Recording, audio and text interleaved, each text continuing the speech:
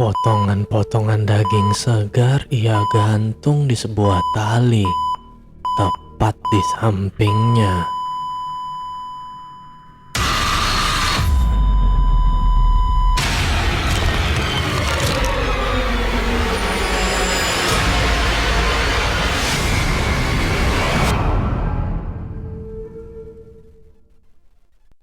Halo para pecinta kisah horor di luar sana. Berjumpa kembali dengan saya, kurator dari kanal Swarna Lokaya. Kali ini kita akan melanjutkan membacakan kisah dari penulis R.D. Lestari yang berjudul Gulai Daging Ibu. Untuk para pendengar yang mau membaca kisah ini secara langsung, saya juga menampilkan link pada kolom deskripsi dan silakan follow akun penulis. Sebelum kita masuk ke dalam ceritanya, saya mohon dukungan dari para pendengar untuk klik subscribe, like, and share. Dan jangan lupa aktifkan lonceng notifikasinya agar para pendengar tidak ketinggalan kisah-kisah terbaru dari Swarna Lokaya.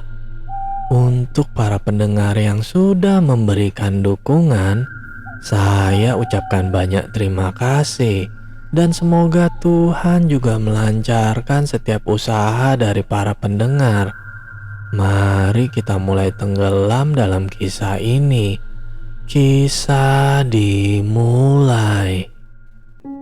Rintik hujan masih terdengar satu-satu di atap rumah yang terbuat dari seng. Meski angin kencang sudah reda, begitupun hujan, Nek Tima nampak gelisah. Ia memaksa untuk membuka matanya yang berat karena sangat mengantuk. Wanita tua itu bangkit dari tidurnya, seraya mengucek mata berulang kali, memastikan mata rabunnya berfungsi sempurna. Nek Tima meraih kacamata di lemari samping tempat tidurnya. Sedikit merayap karena tubuhnya masih limbung, tapi kandung kemihnya terasa penuh dan tak mampu menahan sesak di bawah perutnya. Pandangan Nek Tima menyusur ke setiap sudut ruangan. Sepi. Ia yang hanya tinggal berdua dengan cucu lelakinya mengelus dadanya iba. Ada kesedihan yang menyeruak begitu saja di dalam hatinya. Bulir bening tiba-tiba terbit di ujung matanya. Kangen. Ia teramat kangen pada anak-anaknya yang jauh dari pandangan. Semua anak Nek Tima berjumlah 3 orang, semua berjenis kelamin perempuan. Namun, tak satu pun yang mau tinggal bersama dengan Nek Tima. Mereka lebih memilih tinggal bersama suami. Alhasil, Nek Tima akhirnya ditemani salah satu cucunya yang pulang selalu lewat tengah malam. Ia lebih senang berkumpul bersama teman daripada menemani Nek Tima di rumah. Nek Tima merasa sangat kesepian. Itulah kenapa ia begitu kukuh untuk membuka toko dan berjualan. Ia ingin melepas sepi yang menyelimuti batinnya. Suami yang seharusnya menemani tinggal bersama Madu di rumah yang lain. Jadilah Nek Tima seorang diri bila tak ada cucu di samping.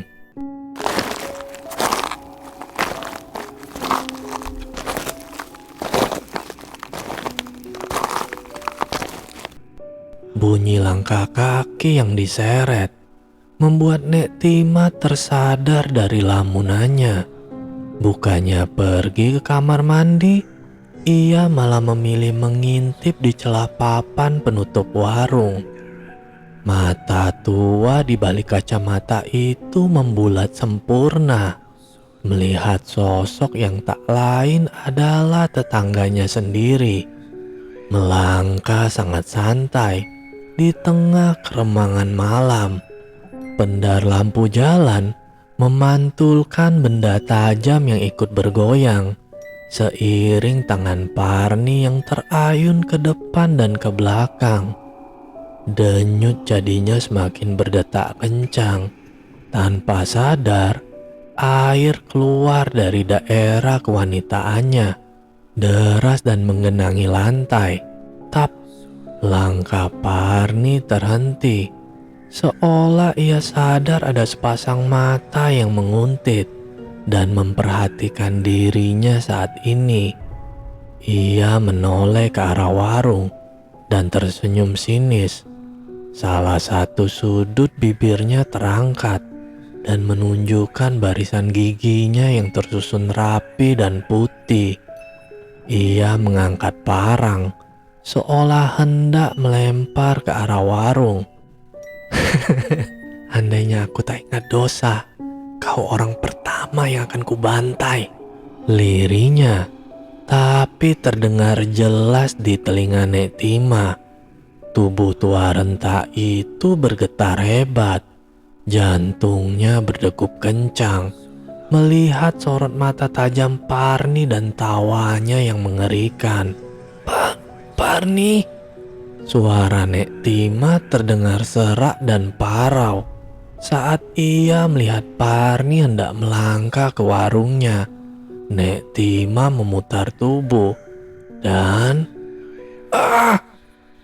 di ruang keluarga Sulis, Imran menatap ngeri Parni yang menyeret karung yang penuh dengan tanah.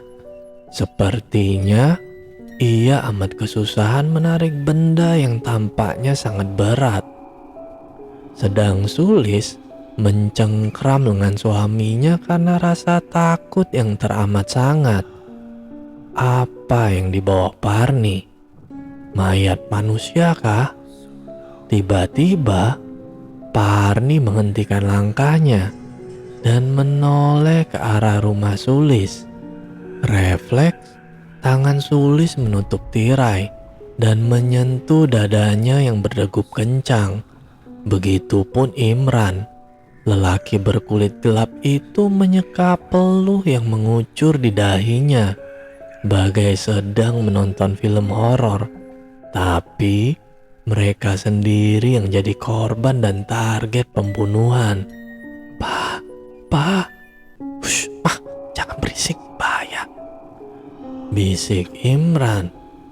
Perlahan Imran menarik tangan Sulis dan membawanya ke kamar. Sesegera mungkin kita akan pindah. Papa rasa kecurigaan Mama ada benarnya. Papa gak mau sesuatu terjadi sama Mama dan juga Nanang, ungkap Imran seraya mengelus bahu Sulis sayang. Sulis menitikkan air mata haru mendengar ungkapan suaminya.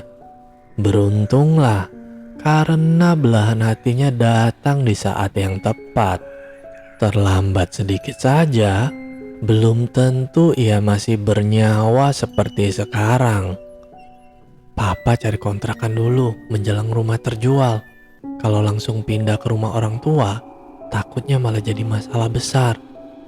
Mama kan tahu kalau Oma Nanang itu cerewet. Nanti Mama malah makan hati. Kali ini Imran mengusap pucuk kepala istrinya sayang. Sebelum dapat kontrakan, kunci seluruh pintu kalau Papa tidak ada di rumah. Waspada Ma, kalian sangat berarti buat Papa. Imran menarik tubuh istrinya dan memeluknya erat. Ia tak dapat menampik rasa gusar yang menyelimuti hati dan jiwanya. Semua yang dibicarakan Sulis benar adanya. Ia sudah membuktikan itu di depan mata. Sekarang Mama istirahat. Mama aman selama ada Papa di sini, ucap Imran yang diangguki oleh Sulis. Udara dingin begitu menusuk kulit hingga ke tulang. Sejak malam, Mata Imran tak jua dapat terpejam. Di kepalanya penuh dengan sosok Parni. Rasa penasaran dan takut mengaduk-ngaduk batinnya. Imran menatap jam dinding. Pukul 4 dini hari. Sebentar lagi azan subuh berkumandang.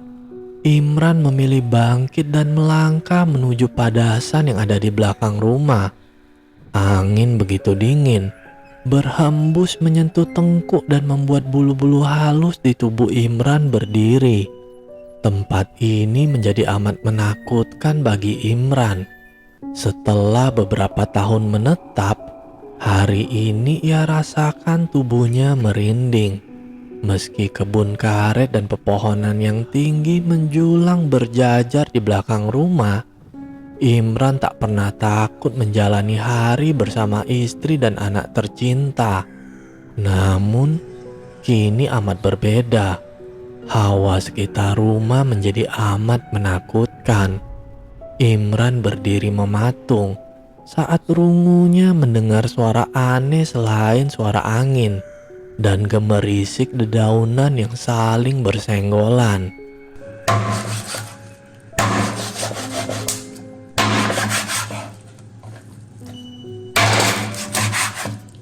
Suara tetakan yang lirih di bawah angin membuat rasa penasaran begitu menyelusup ke relung jiwanya.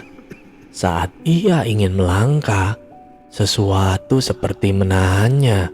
Batinnya seolah berbicara untuk tetap tinggal dan tak menghiraukan. Namun, rasa penasaran membuatnya tetap melangkah menuju rumah Parni dan melihat apa yang diperbuat Parni sepagi ini. Imran melangkah amat pelan dan hati-hati, takut kalau apa yang ia lakukan ketahuan dan membuatnya celaka. Lelaki bertubuh tinggi itu mencari celah untuk mengintip di antara papan yang berlubang untuk mencari tahu daging apa yang kiranya sedang dipotong dengan tenaga yang kuat oleh Parni. Mata Imran melebar, pupilnya seketika membesar saat ia berhasil mengintip aksi Parni yang terbilang sadis di dalam dapur rumahnya.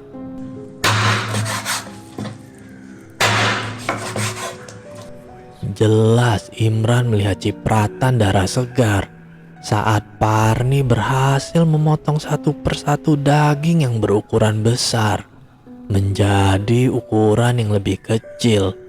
Usus terburai beserta jeroan Parni letakkan dalam baskom yang bergelimang darah segar. Potongan-potongan daging segar ia gantung di sebuah tali tepat di sampingnya. Dapur Parni serupa tempat jagal yang menampilkan pemandangan menakutkan. Darah tergenang dan bau amis yang menyeruak hingga keluar ruangan. Tubuh Imran menggigil ketakutan. Ia tak sanggup melihat kengerian yang tersaji di depan mata. Seketika ia memutar tubuhnya dan kretak. Sial bagi Imran. Kakinya menginjak ranting rapuh dan membuat aksi Parni berhenti seketika. Siapa itu? Sedang asik memotong daging spesial yang akan dibuat gulai, runguku mendengar suara patahan ranting kering dari luar, seperti terpijak kaki. Aku langsung waspada. Apa mungkin ada yang mengintip di luar sana? Bisa gawat. Seseorang itu bisa menyiarkan pada tetangga perihal bahan baku yang tidak halal ini. Gulai daging buatanku akan sepi pembeli dan nasib keluargaku terancam kelaparan. Daging ini selain murah, keuntungan yang kudapat juga lumayan banyak. Bisa untuk memenuhi kebutuhan hari-hari, termasuk beras, lauk pauk, dan jajan. Semua bisa terpenuhi, termasuk untuk mengobati terapi Bang Gito juga. Alhamdulillah, Sekarang Bang Gito sudah bisa makan sendiri. Walaupun untuk ke kamar mandi masih harus ditintin. Bang Gito dan anak-anakku patuh dengan ucapanku. Tak ada seorang pun yang berani masuk atau melewati dapur saat aku sedang berkutat sendirian dengan bumbu dan daging hasil buruanku. Jika sudah kebelet, mereka memberanikan diri lewat pintu samping dan memutar untuk ke kamar mandi papan yang terletak di luar rumah. Dan malam ini, saat tanganku sedang memegang pisau berbentuk persegi panjang, dengan salah satu bagian sudah terasa amat tajam, hingga membuat sekali tetakan saja, daging sudah jadi 2 bagian. Saking tajamnya, aku bangkit. Mataku mengedar ke segala arah. Itu suara kaki keluarga aku atau orang lain? Harus kupastikan sebelum pisau ini memakan korban. Sialan, siapapun dia tak akan selamat. Aku pastikan itu. Siapa itu? Teriakku. Terdengar derap langkah kaki menjauh. Malingkah? Penguntitkah? Gegas aku melangkah menuju pintu dapur. Pandanganku mengedar ke segala arah. Kosong. Langit masih gelap karena suara azan belum berkumandang. Tak ada seorang pun di luar. Hanya ada pepohonan yang sekali bergoyang terkena hembusan. Aku menyentuh tengkuk. Tubuhku seketika bergidik. Udara dingin sehabis hujan begitu menusuk hingga ke tulang. Berdiri cukup lama di ambang pintu untuk mencari si pemilik bunyi kaki. Tapi sampai terdengar sayup suara azan di kejauhan, tak jua aku temukan. Mungkin hanya hayalanku saja, ucapku pada diri sendiri. Dan akhirnya kembali masuk dan melanjutkan kegiatan yang tadi sempat terhenti. Imran melesat cepat saat mendengar suara Parni yang terdengar membahana dari dalam rumah. Otaknya bekerja cepat. Kalau ia berlari sampai ke rumah, sudah pasti ketahuan karena Parni dekat dengannya. Ia akhirnya berbelok dan berlari ke dalam kebun karet, menyembunyikan diri di balik semak dan pepohonan yang tinggi menjulang.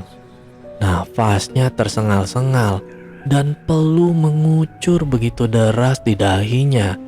Pemandangan yang tadi ia lihat benar-benar menguji nyali dan mengaduk-ngaduk isi perutnya. Masih terngiang senyum sinis Parni saat menetak daging menjadi beberapa potongan.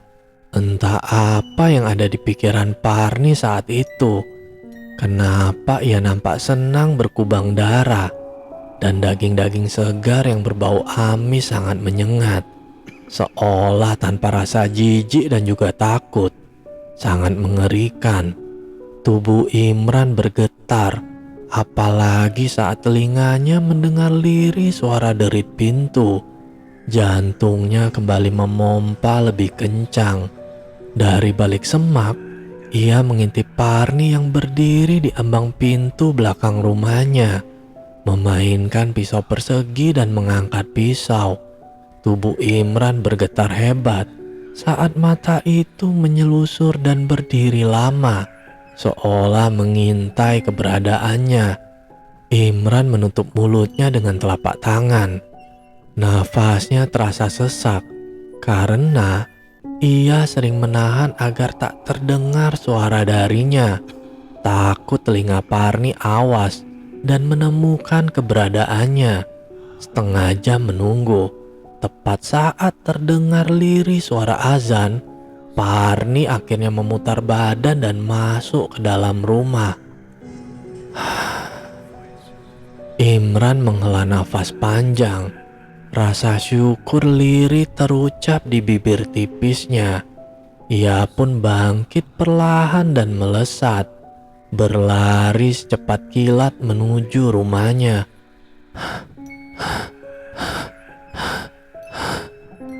Nafas Imran tersengal saat sampai di pintu belakang rumahnya. Segera ia masuk rumah dan menutup pintu.